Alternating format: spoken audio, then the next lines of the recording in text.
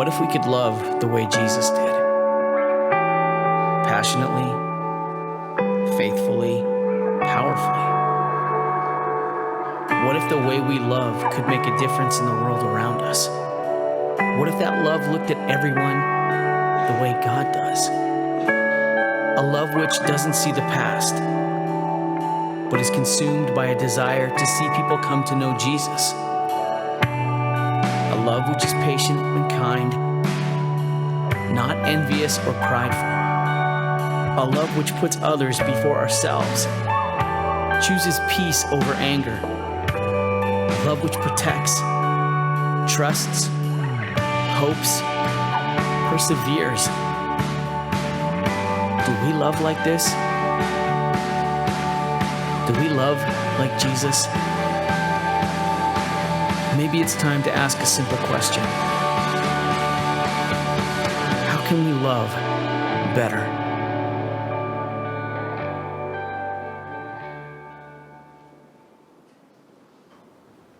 Well, first of all, Kevin, thank you for your announcement. I want to say congratulations, and I'm excited. I think God's hand is in it for Pastor Jared and Kate. I've known Jared for many years, and I'll tell you what, he's got a great pastor's heart. You're getting a wonderful, wonderful pastor. Second thing you need to know is I made sure my conversations with our district superintendent, and I know it's important. I know it's important here. I know what works, and so it was important. And I told the cabinet, it's really important that the pastor here and the church here have an unlimited supply of dad jokes. So that tradition will continue. And I'm sure with 4 young kids, he'll have an easy supply.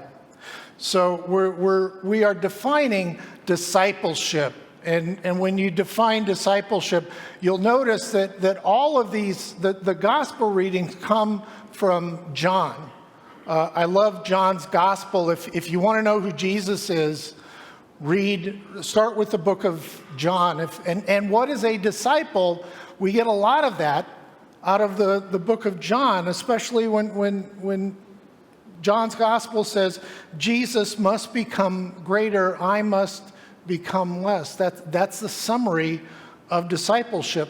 And so discipleship, we've learned, begins with a personal relationship with Jesus Christ.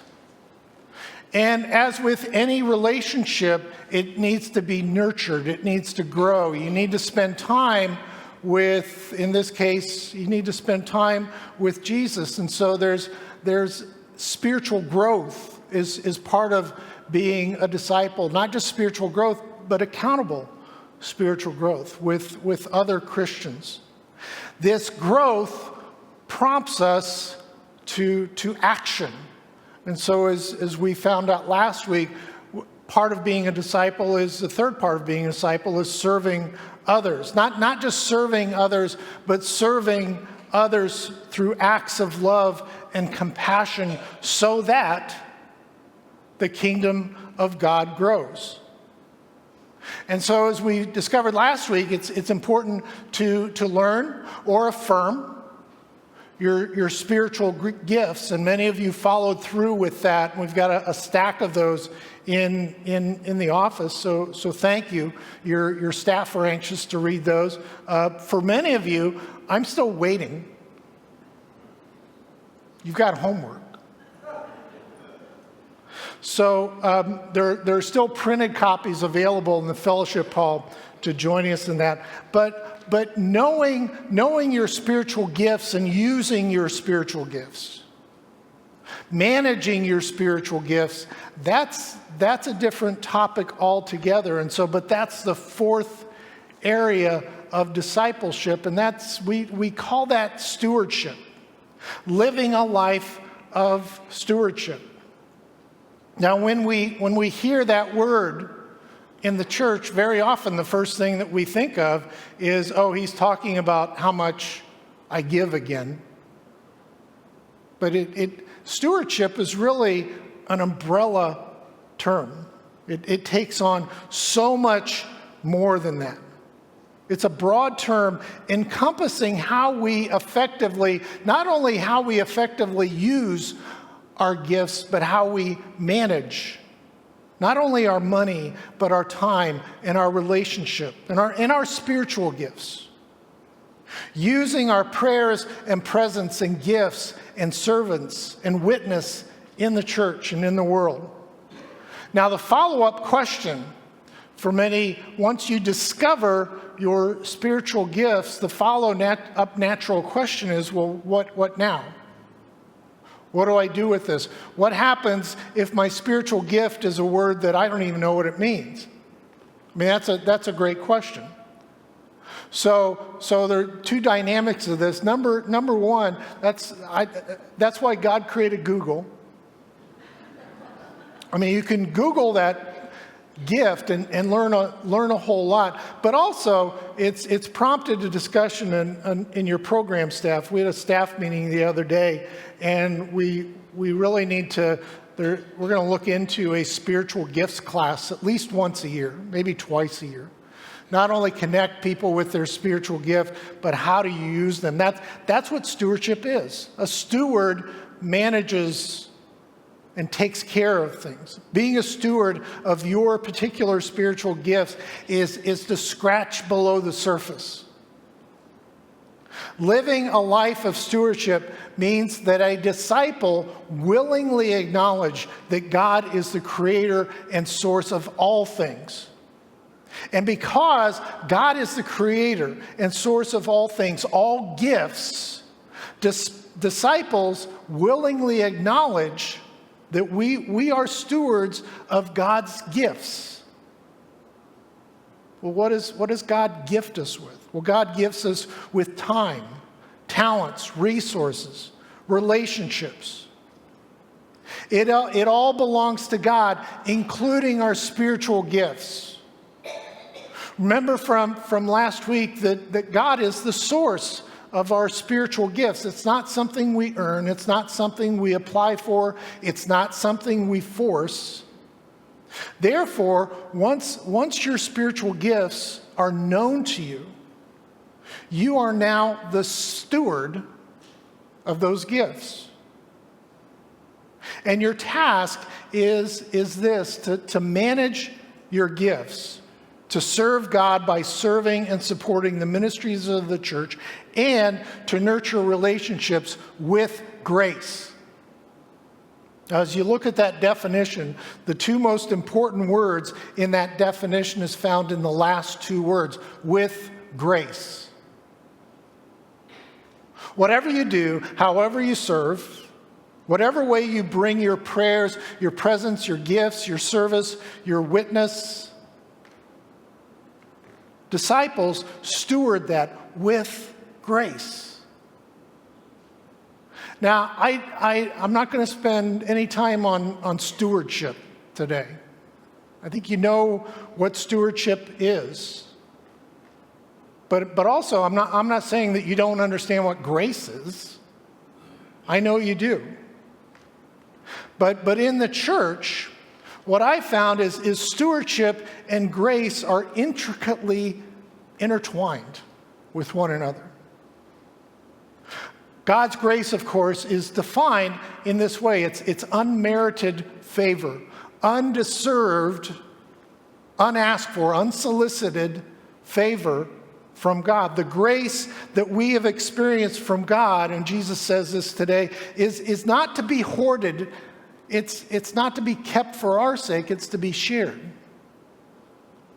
Disciples are stewards of this grace.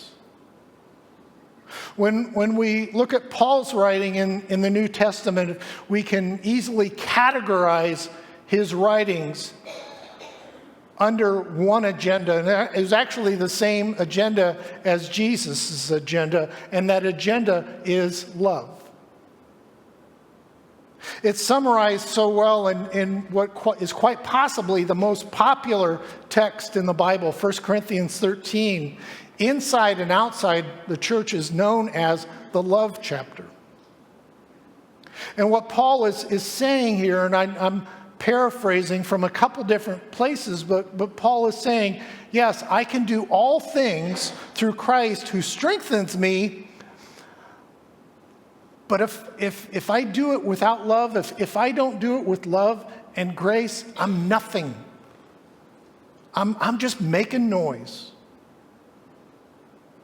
Bringing it back to the topic of the day, Paul's saying I can exercise God's gifts of my time, my talent, my resources, my relationship, but if I don't do it with love, I'm not really serving God. I'm not really growing the kingdom. Without love, I'm serving out of a sense of obligation or a narcissistic need to be needed. Without love, Paul wrote, I'm just a resounding gong or a clanging cymbal. Every time I read that, you know what I think about? I think about Charlie Brown's teacher. Wah, wah, wah, wah, wah. People don't understand. Without love, that's all people hear. And then Jesus comes along and he says something fascinating this morning. He's using this phrase a couple times in what is called the upper room discourse with his first disciples. It's the traveling orders. This is the part that's unique to John. This is the part that tells us what does a disciple do? And this morning in John 13, we have a new command. A new command I give you. Love one another as I have loved you, so you must love one another. In other words, Jesus is saying, as I have extended grace to you, you must extend grace to one another. And then he says this, by this everyone will know that you are my disciples if you love one another.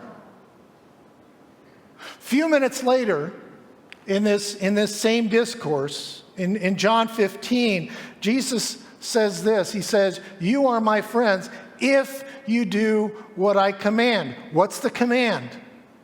Love one another. You know, we're in the 4th week of this series on defining discipleship.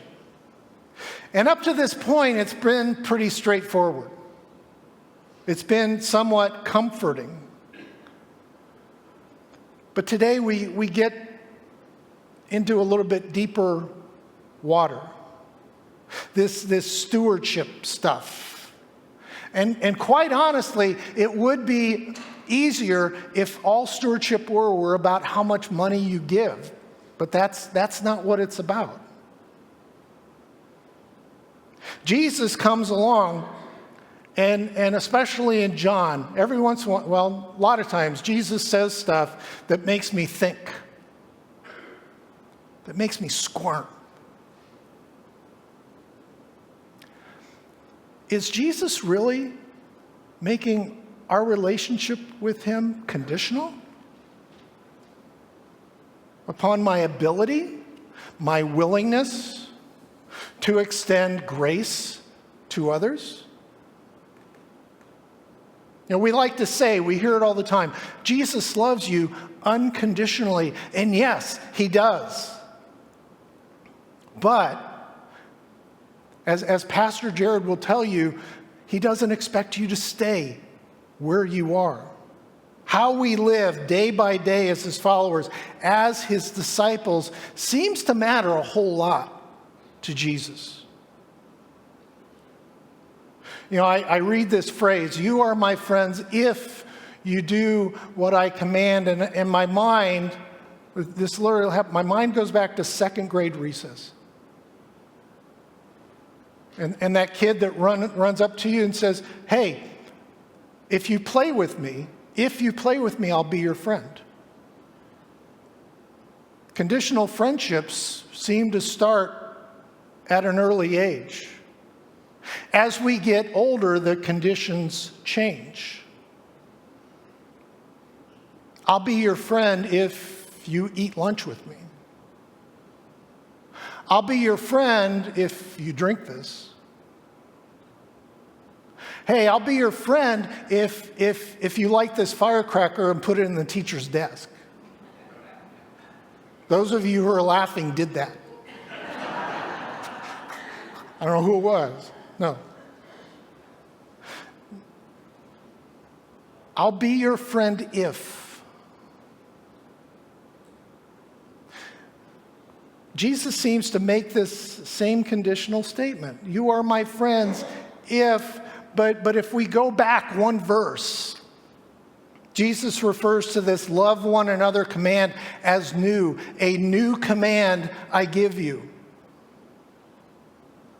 Why, according to Jesus, why does love prove discipleship?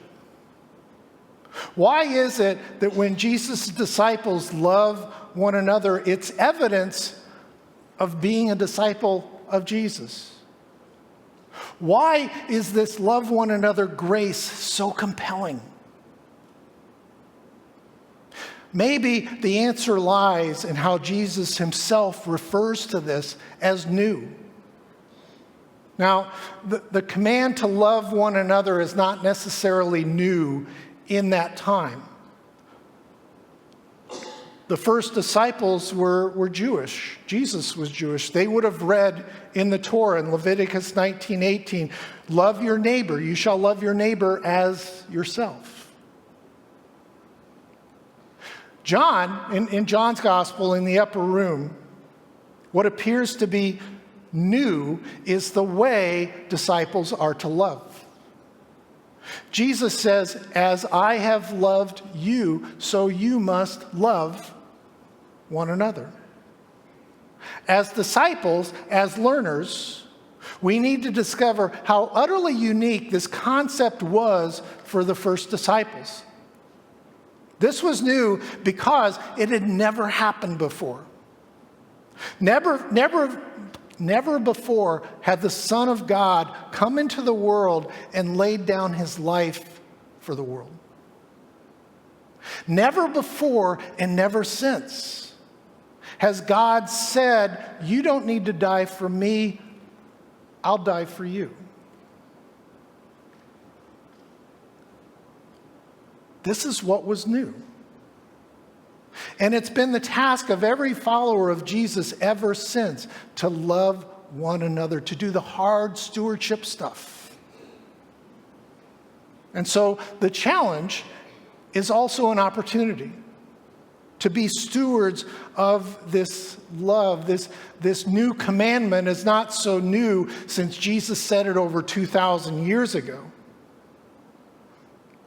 But the truth is, and we know this, the opportunity before us is there are people that we encounter every single day for whom this love, this kind of love, is new.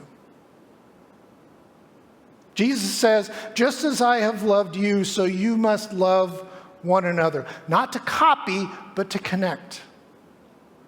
Not to imitate, but to participate. Our love for one another is not a simulation of Jesus' love, but a manifestation of his love. This is how people will know that you are a disciple of Jesus, by your love. See, being a steward, this stewardship thing, it's not about one thing. It's about a way of living. It's about the way of a disciple. So, and I'm talking to the church here. Talking to the church out there. Not in the fellowship hall, online. But yeah, you guys too that are waving. We live in crucial days. Not just because there's a transition here, but crucial days in the life of the big church in the world. And this is what Jesus is inviting us into, to love others as he has loved us. to stoop low in foot-washing-like service for one another, to lay down our lives and our privileges for one another, to love every person along every spectrum of race and color and orientation and disability, love the weakest and the oldest and the youngest, love the lonely troublemaker, love those who are hard to love.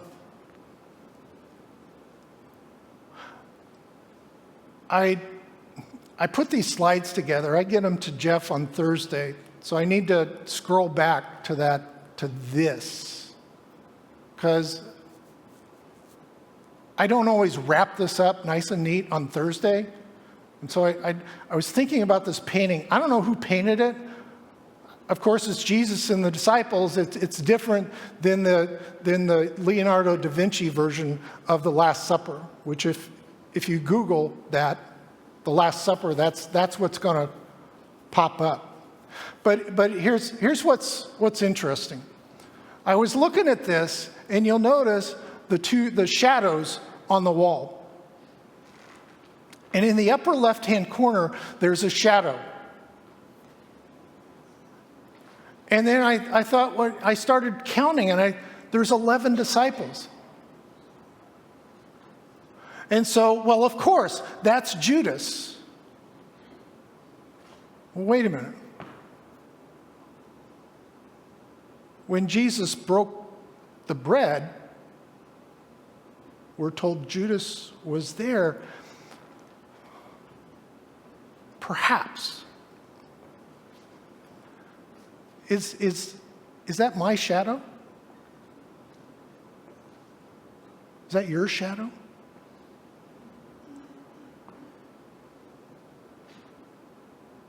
We so often we do this to ourselves, okay? We put ourselves on the outside. That we're all sinners. We don't deserve this. And it occurs to me what this painting is saying is you're welcome. You're welcome to the table. That's your shadow. That's our shadow. That's every disciple's shadow who bask in the glory of this grace and this wondrous love, and thinks, how can this be that the King of the universe would invite me to supper?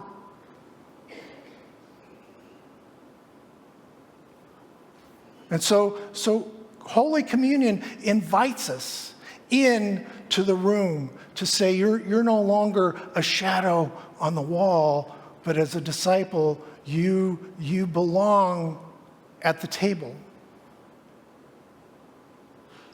And so come to the table not just to cast a shadow, but to bask in the glow of Jesus' love and grace that says, you are welcome and you're mine. Now go and live this love and this grace to a world that desperately needs it.